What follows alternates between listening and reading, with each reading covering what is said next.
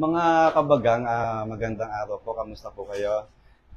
Kami po ay kasalukuyang nagdadaos ng dental mission dito po sa Barangay Hall ng ah, Danghari sa invitation po ng BBMI, Bangon Bayanihan Movement Incorporated. Sa pangunguna po ng ating kasama, Kuya, Amable, ah, supervisor? Ano po ako, Second District Director. Second District Director ng BBMI dito po sa Navotas Apo, City, Danghari. Yan po. Sa invitation po ni Kuya Amable, tayo po ay magkakaroon ng mga humigit kumulang 20 pasyente na bibigyan po natin ng libreng bunot ng ngipin. Ayan po. At isang karangalan po na ako'y ma-invite ng BBMI na magdaos ng dental mission sapagkat mas dumadami po yung ating nare-reach out na mga tao. Kung wala po sila, wala din po ako, kumbaga. Kung wala ang mga katulad nilang mga tumutulong sa mga kapwa-tao natin, wala din saysay din po ang aking gagawin. Hindi rin ako gano'ng makaka-reach out sa mga tao sapagkat syempre, mas marami tayong kakilala, mas maganda po yan. Katulad, kumbaga kasama natin na naglilingkod sa bayan. Yan po, magsama-sama po tayo na tumulong sa ating mga nasasakupan, lalo na sa mga higit na nangangailangan. Wisdom tooth. Sa ano po, sa ating pong observation, kapag po halimbawa yung mother, naglalaban na, namamlansya na, namamalengke na, pwede na rin magpabunot yung nanay. Ang problema lang kapag nagbe-breastfeed po yung nanay, ayan ang problema kasi sa pag-aaral po, kapag nag-inject tayo ng anesthesia sa nursing mother, may possibility yung anesthesia mapunta po sa breast milk ng nanay. Kumbaga, kung magkagayon, pwedeng makain ng baby yung anesthesia. So, ang ginagawa natin, usually, pinapayuhan natin yung magulang, yung nanay, na bago siya magpa-breastfeed, after niya magpabunot, i-discard niya po yung gatas. Ibig sabihin, itatapon, kumbaga sa Tagalog. Tatapon niya po yung gatas. Ipapump out niya po yung milk, tapos di-discard niya po. Ayun po yan. Usual na pinapayo natin. And then, kung may ibang suggestions po, better than that, welcome po sa mga ibang suggestions. Ayun po. Ano sabi? Mid-opera. Hindi palaging kailangan na tahiin yung binunot ng ngipin, kumbaga, kahit malalim pa siya.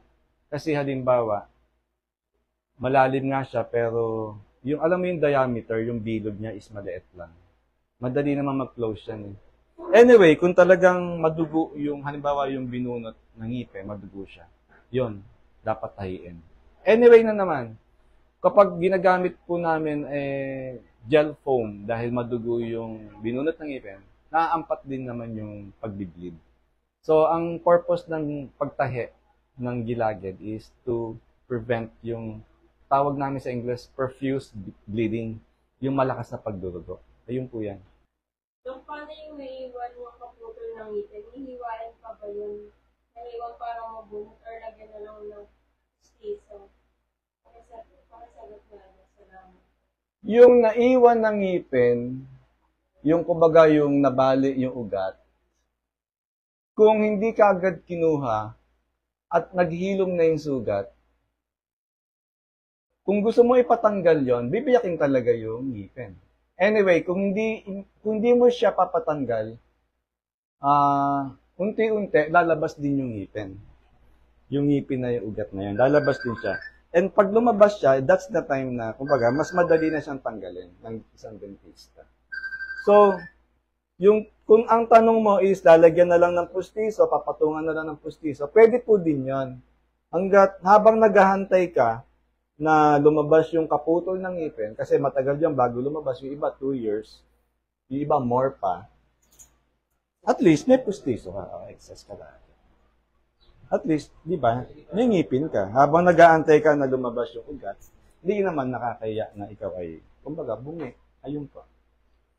need ba agad patanggal yung wisdom tooth, yung namamagayang gums?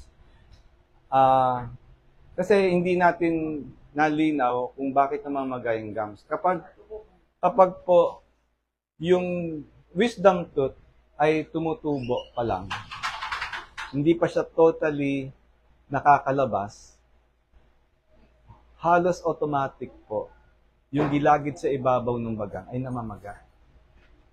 Ngayon, kung ang pamamaga ng gilagid, gawa nung halimbawa, may cavity yung wisdom tooth, dapat patanggal na siya.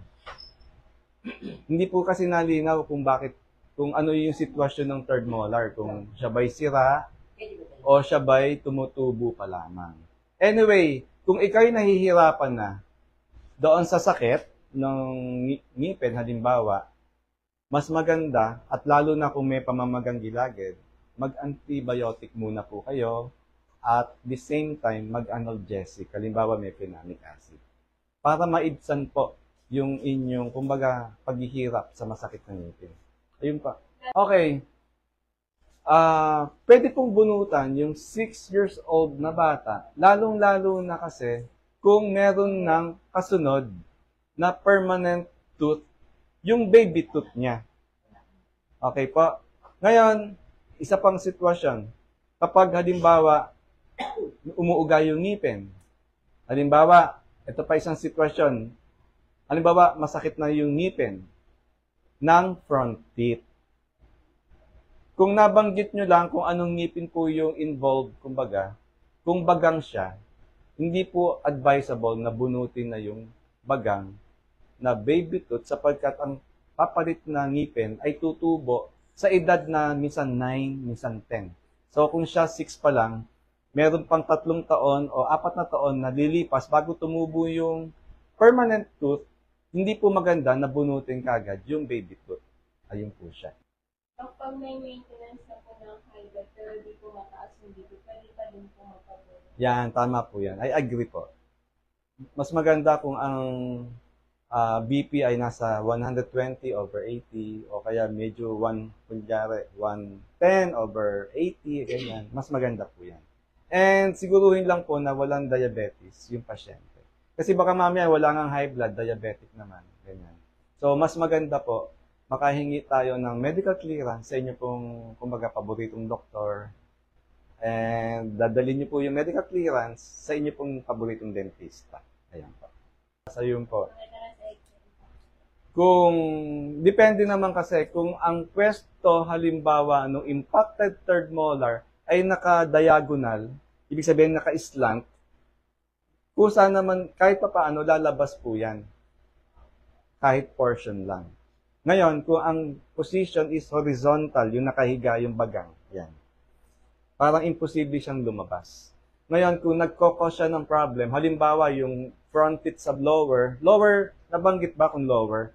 Kung lower po siya, lower impacted, ang epekto niya, yung front teeth sa ibaba ay magpapatong-patong. Kasi pag tumubo po yung third molar na impacted, na nakahiga, pag tumubo siya, tutulak siya paabante. Itutulak niya po yung mga, kumbaga 4 na front teeth niya. Magkaganto po yan. Magkaganyan po yan. Sige. Yan, ganun pa. Lower. Lower, ayun. So, it's up to you kung bubunutin o hindi. Kasi, syempre, may kaukulang gastos yan. Yung pagbunot ng impacted third molar. Ayun pa. Tanong na lang. Okay. Paano yung sa taas ng ngipin, wala na lahat ng ngipin?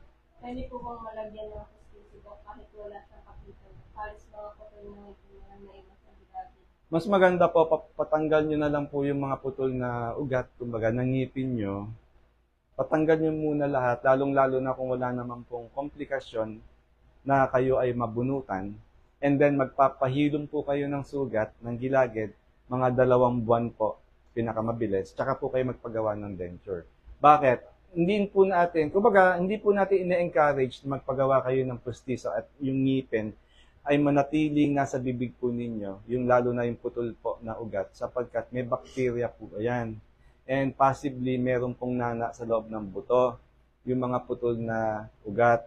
at yung mga na nasa loob ng buto ay hindi po maganda na manatili sa loob ng buto sapagkat po merong bakterya na posibleng kumalat sa buong katawan po ninyo. Kaya posibleng umikot sa buong katawan po ninyo. Ang bakterya na mapunta sa heart, hindi po maganda. Ang bakterya na mapunta sa brain, hindi po maganda. Ayun po, yung bad bacteria po sinasabi natin.